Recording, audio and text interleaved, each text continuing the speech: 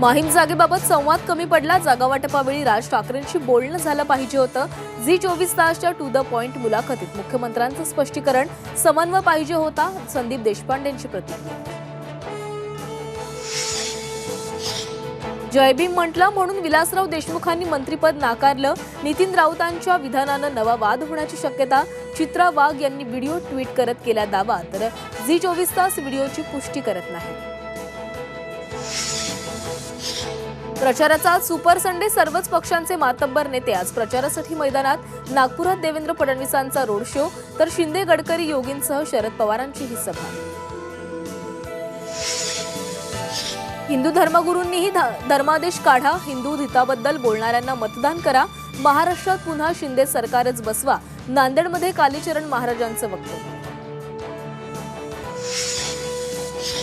बारामतीत शरद पवारांच्या बॅगेची तपासणी, करमाळ्याच्या सभेला जाताना निवडणूक विभागाच्या कर्मचाऱ्यांनी बॅग तपासली, तर कराड विमानतळावर उद्धव ठाकरेंच्याही बॅगांची तपासणी।